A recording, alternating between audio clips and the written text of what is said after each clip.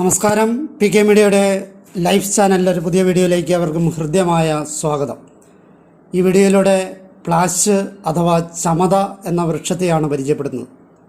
Fabaceae കുടുംബത്തിലെ ബ്യൂട്ടിയ ജനുസിൽപ്പെട്ട ഒരു സസ്യമാണ് ചമത. 1981 ഇന്ത്യൻ തപാൽ വകുപ്പ് ചമതയുടെ സ്റ്റാമ്പ് പുറത്തിറക്കിയുണ്ടായി. പേരിന് പിന്നിലുള്ള കാര്യങ്ങളെ നോക്കാം. ഇതിൻ്റെ ശാസ്ത്രീയ നാമം ബ്യൂട്ടിയ ഫ്രോണ്ടോസ എന്നും ബ്യൂട്ടിയ മൊണോസ്പെർമ എന്നുമാണ്. മലയാളത്തിൽ ഇതിനെ പ്ലാശ്, ചമത എന്നൊക്കെയാണ് അറിയപ്പെടുന്നത്. ഇംഗ്ലീഷിൽ ഇതിനെ ഫ്ലെയിം ഓഫ് ദ ഫോറസ്റ്റ് എന്നാണ് അറിയപ്പെടുന്നത്. സംസ്കൃതത്തിൽ ഇതിനെ പലാശം, കിംശുക, രക്തപുഷ്പക, ബ്രഹ്മവൃക്ഷ, ക്ഷാരശ്രേഷ്ഠ എന്നൊക്കെ അറിയപ്പെടുന്നു. ഹിന്ദിയിൽ ഇതിനെ പലാശ് എന്നൊക്കെയാണ് അറിയപ്പെടുക. തെലുങ്ക് ഭാഷയിൽ ഇതിനെ പലഡുലു, പലാസമു എന്നൊക്കെ പറയാറുണ്ട്. തമിഴിൽ ഇതിനെ മുർക്കമ്പു, പലാശം എന്നൊക്കെയാണ് പറയുക. കാണപ്പെടുന്ന സ്ഥലങ്ങളെ നോക്കാം. പാകിസ്ഥാൻ, ഇന്ത്യ, ബംഗ്ലാദേശ്, മലേഷ്യ, പടിഞ്ഞാറൻ Indonesia, Nepal, Sri Lanka, Myanmar, Thailand, Laos, Cambodia, Vietnam എന്നിവിടങ്ങളിലായി ഇന്ത്യൻ ഉപഭൂഖണ്ഡത്തിലെയും തെക്ക് കിഴക്കൻ ഏഷ്യയിലെയും ഉഷ്ണമേഖല, ഉപ-ഉഷ്ണമേഖല ഭാഗങ്ങളിൽ ഇത് വളരുന്നുണ്ട്. ഇത് ഇന്ത്യൻ സ്വദേശിയാണ്. ഇന്ത്യയിലുടനീളം കാട്ടുപ്രദേശങ്ങളിൽ ഇത് ധാരാളമായിട്ടുണ്ട്. വളക്കൂറുള്ള മണൽ പ്രദേശങ്ങളിലും ഇത് വളരും. പരിസ്ഥിതിയുമായിട്ട് ബന്ധപ്പെട്ട കാര്യത്തെ നോക്കാം. കോലരക്ക് ഉണ്ടാക്കുന്ന ലാക്ക് ഇൻസെക്റ്റിനെ ഈ മരത്തിലും വളർത്താൻ സാധിക്കും എന്നുള്ളത് ഒരു പ്രത്യേകതയാണ്. ഇതിൻ്റെ രൂപവിവരണം നോക്കാം. ഇതൊരു നിത്യഹരിത മരങ്ങളിലൊന്നാണ്.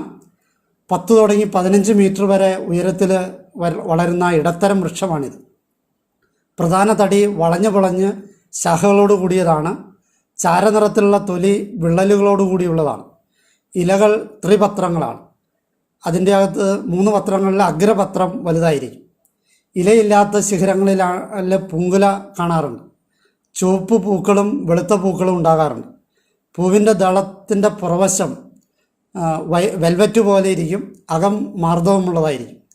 ഫെബ്രുവരി മുതൽ മാർച്ച് വരെയുള്ള മാസങ്ങളിലാണ് പൂക്കുന്നത്. പൂക്കാലത്ത് ഇവ മുരുക്കിനെ പോലെ മുഴുവൻ പൂക്കളായിട്ട് നിറഞ്ഞ് പൂക്കളുണ്ടാകും. കായ പോടാണ്. ഒരു പോടിൽ ഒരു വിത്ത് മാത്രമായിരിക്കും. വിത്ത് മൂലമാണ് വംശവർദ്ധനവ് നടത്തുന്നത്. ഇനങ്ങൾ നോക്കാം. ഇത് 2 തരം ഉള്ളതായിട്ടാണ് കണക്കാക്കപ്പെടുക. ചുവപ്പ് പൂക്കളുണ്ടാകുന്നതും വെളുത്ത പൂക്കളുണ്ടാകുന്നതും. സാധാരണയായിട്ട് ചുവപ്പ് പൂക്കളുള്ളതാണ് കാണപ്പെടാറുള്ളത്. വെളുത്ത പൂക്കളുള്ളതാണ് ശ്രേഷ്ഠമെന്നാണ് ആചാര്യന്മാർ പറയുക. പൊതു ഉപയോഗങ്ങളെ നോക്കാം. പ്ലാശിൻ്റെ ഇല 4-5 തുന്നിച്ചേർത്ത് ചില സ്ഥലങ്ങളിൽ ഭക്ഷണം കഴിക്കുവാൻ വേണ്ടി ഉപയോഗിക്കാറുണ്ട്, പാത്രത്തിന് പകരമായിട്ട്. യവം, ഉഴുന്ന്, എള്ള്, പ്ലാശ് ഇവയുടെ ചാരം, വാഴക്കിഴങ്ങ്, കള്ളിക്കിഴങ്ങ് ഇവ പൊടിച്ച് ചേർത്ത് അരച്ച് തേച്ചാൽ ലോഹങ്ങൾ മൃദുവാകും. യഥേഷ്ടം രൂപപ്പെടുത്താനായിട്ട് സാധിക്കും. വിശ്വാസവും ആചാരങ്ങളുമായിട്ട് ബന്ധപ്പെട്ട കാര്യങ്ങളെ നോക്കാം.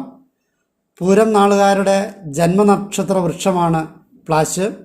ഹോമപൂജാദികൾക്കും ബലികർമ്മങ്ങൾക്കും പ്ലാശിൻ്റെ കമ്പ് അല്ലെങ്കിൽ ചമത ഉപയോഗിക്കാറുണ്ട്.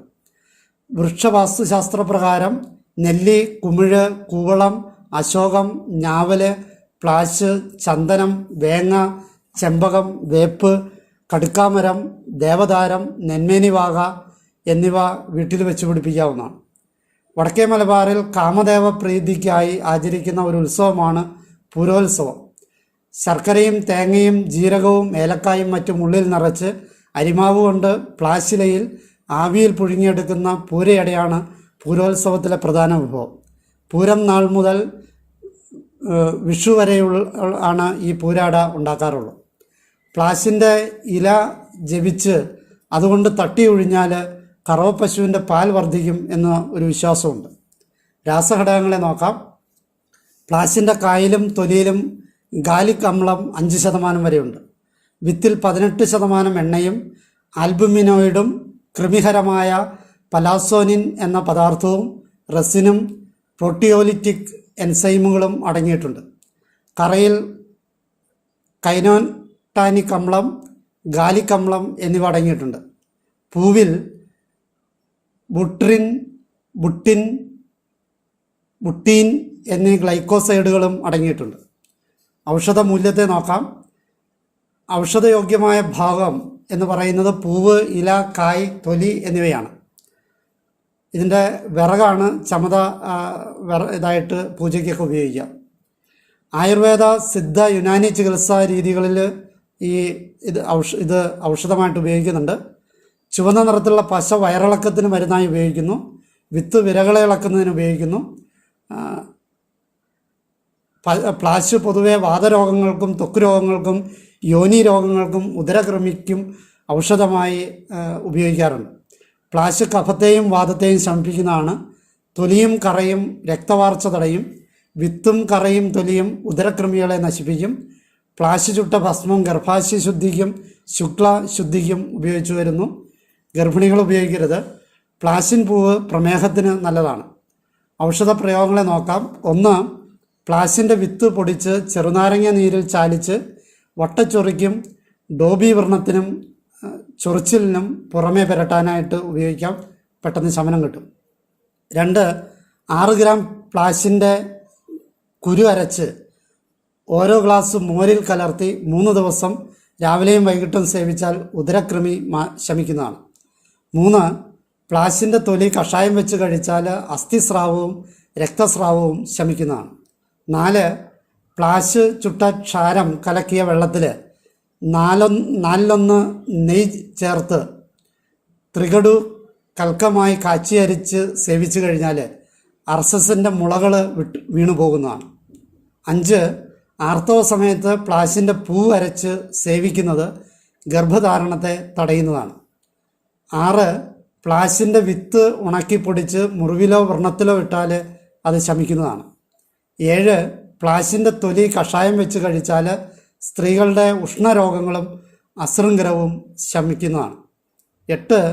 പ്ലാശിൻ്റെ തൊലി, തുളസിയുടെ വേര്, കാട്ടുതിപ്പലിയുടെ വേര്, മുരിങ്ങാത്തൊലി, ചെറുകൈതയുടെ വേര് ഇവ സമം വെച്ച കഷായത്തിൽ കഞ്ഞി വെച്ച് കുരുമുളകും മഞ്ഞളും വിഴാലരിയും പൊടിച്ച് ചേർത്ത് സേവിച്ചു കഴിഞ്ഞാൽ എല്ലാവിധ ഉദരകൃമികളും നശിക്കുന്നതാണ്. 9. പ്ലാശിലുണ്ടായ ഇത്തിൽ കണ്ണി ശരീരത്തിൽ ധരിച്ചാൽ മസൂരി രോഗത്തെ ശമിപ്പിക്കുന്നതാണ്. 10. പ്ലാശിൻ്റെ തൊലി 6 കഴഞ്ച്, തഴുതാമയുടെ വേര് 4 കഴഞ്ചും ചുക്ക് 2 കഴഞ്ചും ചേർത്ത് വെച്ച കഷായത്തിൽ ഇന്ദുപ്പ് മേൻപൊടി ചേർത്ത് സേവിച്ചാൽ ഗുൽമ നോവ് ശമിക്കുന്നതാണ്. 11. പ്ലാശിൻ്റെ കറ പുരട്ടിക്കഴിഞ്ഞാൽ ഉപദംശം എന്ന ലിംഗവ്യാധി ശമിക്കുന്നതാണ്. കറയില്ലെങ്കിൽ തൊലി ചന്ദനം പോലെ അരച്ച് പുരട്ടാം. ഇത് എല്ലാ വ്രണങ്ങൾക്കും ഗുണകരമാണ്. 12. തൊലി കഷായം വെച്ച് വ്രണങ്ങളിലെ ധാര കോരുന്നത് വ്രണങ്ങൾ പെട്ടെന്ന് ശമിക്കാനായിട്ടും കരിയാനായിട്ടും നല്ലതാണ്. 13. പ്ലാശിൻ്റെ പൂവ് അരച്ചു കൊടുക്കുന്നത് ഗർഭരക്ഷയ്ക്ക് നല്ലതാണ്. പൂവ് കിട്ടിയില്ലെങ്കിൽ ഇലയും കൊടുക്കാം. 14. പ്ലാശിൻ്റെ തൊലിയിട്ട് തിളപ്പിച്ച വെള്ളം ഉഷ്ണപ്പുണ്ണ് കഴുകാൻ നല്ലതാണ്. 15.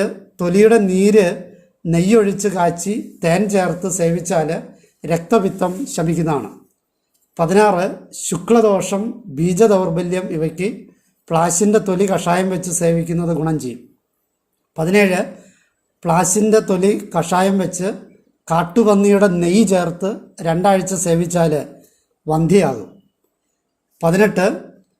പാൽ ചുരത്താൻ മടിക്കുന്ന പശുക്കളെ പ്ലാശിൻ്റെ ചവറുകൊണ്ട് തല മുതൽ വാല് വരെ തട്ടിയിറക്കിയാൽ അതിൻ്റെ ചുരവിടും, പാല് വർദ്ധിക്കുമെന്നും പറയപ്പെടുന്നു. 19. പ്ലാശിൻ്റെ വേരിൽ നിന്നുള്ള ഒരു തുള്ളി നീര് ഒഴിച്ചാൽ കണ്ണിനുണ്ടാകുന്ന പല അസ്വസ്ഥതകൾക്കും പരിഹാരം കാണാൻ സാധിക്കും. 20.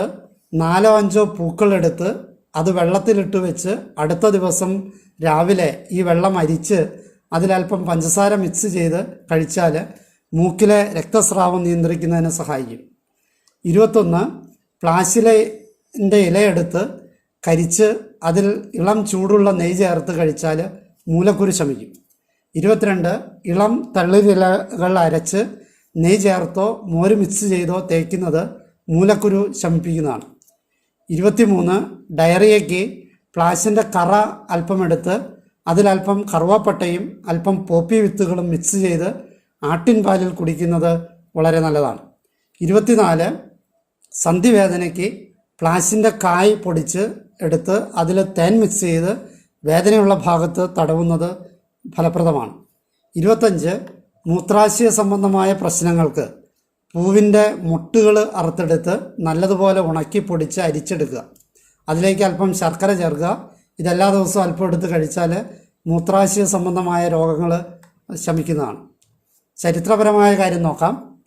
പ്ലാസി യുദ്ധം പ്ലാശ് മരങ്ങൾ കൂടുതലുള്ള ബംഗാളിലെ പ്ലാസി എന്ന സ്ഥലത്താണ് നടന്നത്. അതുകൊണ്ടാണ് അതിന് പ്ലാസി യുദ്ധം എന്ന പേര് വന്നത്. പ്ലാസി എന്ന പേരുണ്ടായത് പ്ലാശ് എന്ന മരങ്ങളുടെ അധികം ഉള്ളതുകൊണ്ടായിരുന്നു. പാർശ്വഫലങ്ങളെ നോക്കാം. പ്ലാശിൻ്റെ വിത്ത് ഗർഭസ്രാവിയായതുകൊണ്ട് ഗർഭിണികൾ ഉപയോഗിക്കുന്നത് നല്ലതല്ല. ഈ അറിവുകൾ നിങ്ങൾക്ക് പ്രയോജനപ്പെട്ടു എന്ന് ആശംസിക്കുന്നു. ഇതിൽ പറഞ്ഞ ചികിത്സകൾ വിദഗ്ധനായ വൈദ്യൻ്റെ മേൽനോട്ടത്തിൽ വേണം ചെയ്യാനെന്ന കാര്യം ഓർമ്മപ്പെടുത്തുന്നു. ഇവിടെ ഇത് പറഞ്ഞത് അറിവിന് വേണ്ടി മാത്രമാണ്. എന്നെ ശ്രവിച്ച നിങ്ങൾക്ക് നന്ദി. നല്ല നമസ്കാരം.